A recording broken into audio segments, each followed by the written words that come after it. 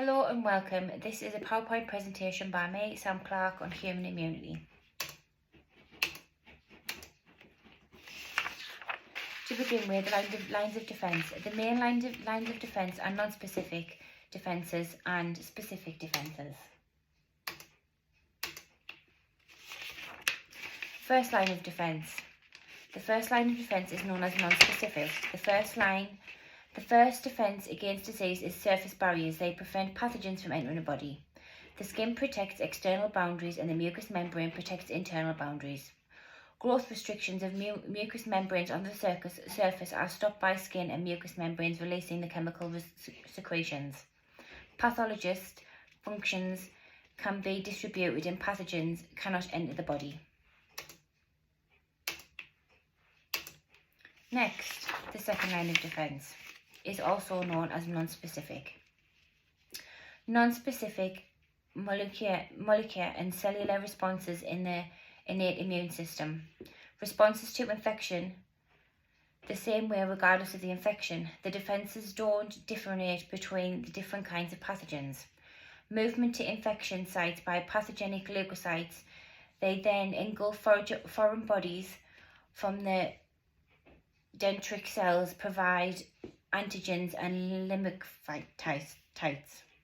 Capillary permeability is increased at infection sites due to inflammatory responses. Leukocytes are recruited but lead to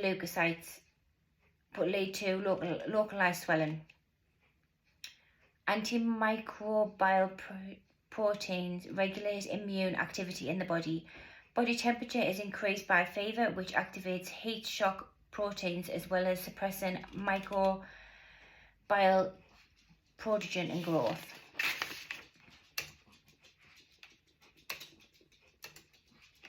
The third line of defence is known as a specific defence.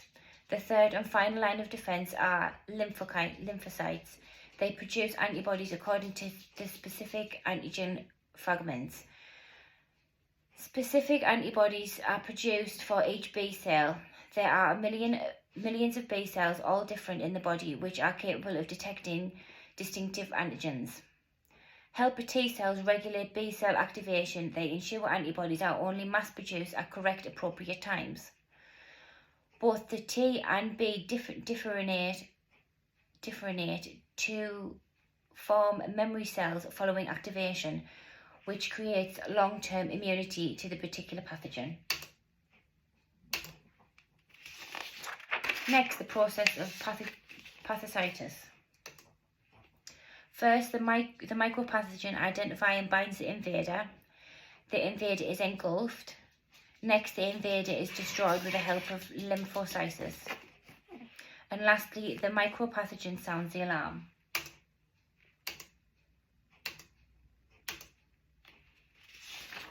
Next, self-tolerance. The immune system is capable of recognising self-antigens as well as accepting the presence of normal cells. Is known as self-tolerance. If it fails, it can result in autoimmunity.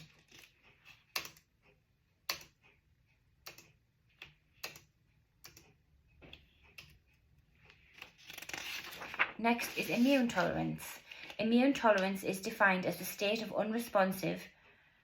unresponsiveness of the immune system to tissue or substances that potentially induce immune response. Self-tolerance is achieved for the individual by own antigens, peripheral tolerance and central tolerance mechanisms. An example of induced tolerance is deliberate manipulation of the immune system to prevent rejection of transplant organs.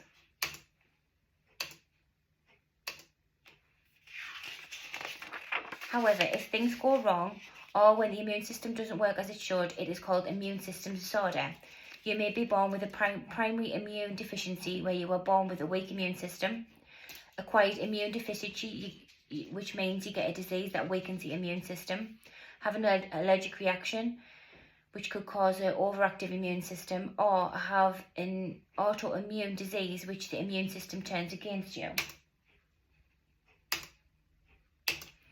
Next, what is MS? MS is multiple sclerosis. It is caused It causes damage to the spinal cord nerves as well as the brain.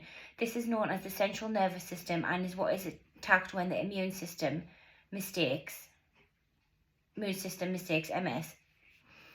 Symptoms include things like unusual feelings, fatigue, memory and thinking problems, as well as problems with eyesight and mobility. There is no known cure for MS, but it is not classified as terminal. It is more common in men than women.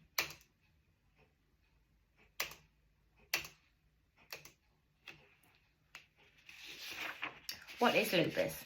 Lupus is an illness of the immune system that cannot be cured. It is thought to be genetic and females are known to suffer from it more than males. Lupus is often undetected at first as the symptoms are not well recognised. It can affect any part of the body, which can be seen on the image below. General practitioners do not always know lupus is the cause straight away, as the symptoms are similar to other diseases. They can include anemia, a rash, headaches, for example, as well as joint pain and extreme tiredness. See the diagram below for more information.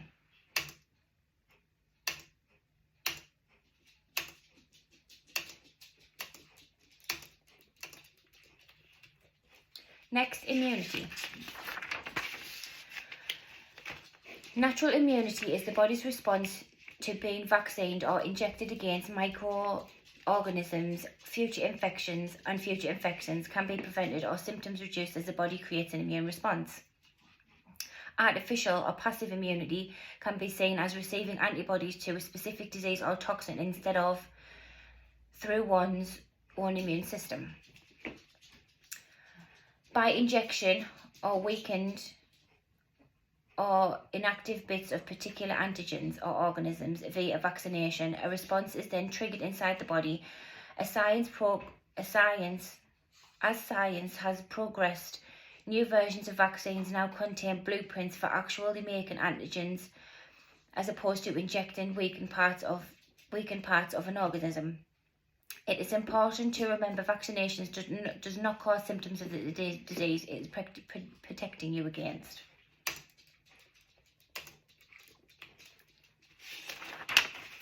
There are different reasons why people cannot be vaccinated. This could be due to personal choice and beliefs. They may have underlying health conditions that prevent the ability to receive the vaccine, and they can also have serious allergies to some of the ingredients the vaccine is made with. The evidence based around vaccines is more people are vaccinated, the harder it is for the pathogen to circulate. Reasons being people are immune. This means those not vaccinated are less likely to be exposed to harmful pathogens or toxicity. This is what is called herd immunity. Immunology memory is the immune system term of recognising previous encountered antigens. This allows the immune system to fight. Next is measles infection rates. Measles is one of the most contagious diseases, and before the vaccines were produced, it took 2.6 million lives each year. Between the year 2000 and 2018, the measles vaccination prevented over 23.3 million deaths as more children got vaccinated. For the vaccine to effectively work, 95% of the children must be vaccinated to make certain of herd immunity. However, there were more than 140,000 deaths occurred globally, even though the vaccine was available and cost effective. The vaccine was introduced, it caused a 73% drop in measles deaths between the year 2000 and 2018 worldwide. In the year 1940, the amount of deaths caused by measles was 857. This increased by 1941 to 1,145 deaths. As the years went on, the deaths decreased dramatically. The last recorded death being only one child was recorded in the UK in the year 2020. From the findings above, it shows that vaccines against contagious diseases are highly beneficial to ensure the spread is minimum and herd immunity is achieved. Next, vaccination programs. Vaccination programs. The NHS provide vaccination programs from birth through the ages and protect against a number of deadly diseases. These include meningitis, rotavirus, flu, shingles, COVID-19, MMR, BCG, HPV and chickenpox. The list is not exhaustive and more a part of the vaccination programmes. More detail can be found on the NHS website.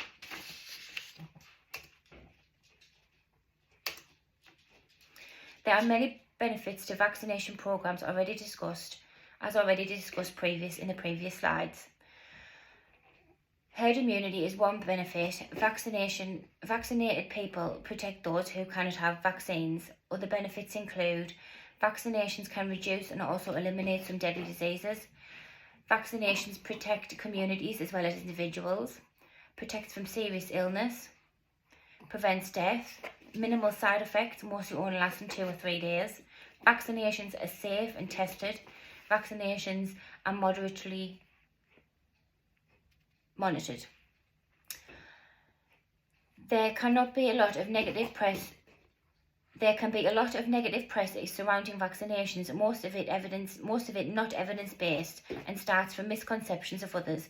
Social media has been found to spread vaccinations mistruths, which can be a negative impact on the undertaker vaccination programs, which puts others at risk. After looking at all the evidence provided surrounding vaccinations, it is clear they are beneficial not to only individuals but as communities. They enable diseases and illnesses to be fought against and can wipe out a disease or illness. Through medical science, it has been possible to provide antigen blueprint which shows how far times have changed in science and medicine improving constantly over the years. Thank you for your time. For the references and bibliography, please see the slides.